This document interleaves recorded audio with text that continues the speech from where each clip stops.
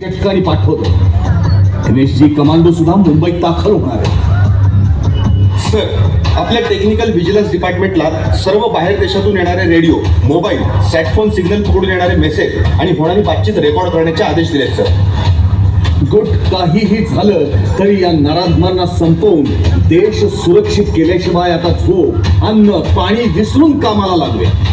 पण एक लक्षात ठेवा, किमान एक जण तरी हाती जिवंत लागेल याची काळजी घ्या, म्हणजे यामागील त्यांचे पाकिस्तानी सूत्रधार आपल्याला जगासमोर उघडे पाडता येतील।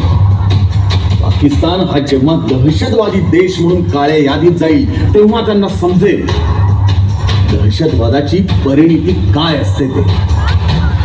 येस सर, आम्ही आमच्या प्राणाची बाजी लावून आपल्या मातृभूमीचं रक्षण करू आणि या कर्तव्याला जागताना आम्ही अन्न, पाणी, झोप, कुटुंब यापैकी कुठल्याही गोष्टीचा विचार करणार नाही सर। जय हिंद। आता यशस्वी होऊनच परतू।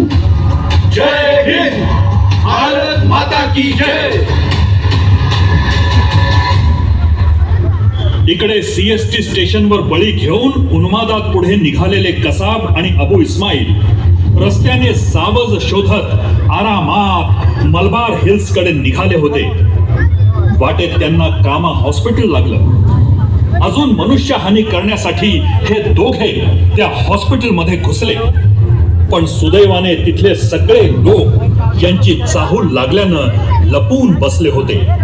हाती कोणीच न लागल्यानं बाहेर पडून दोघे पुढे निघाले। इतक्यात त्यांना समोरून पोलिसांची क्वालिस येताना दिसली।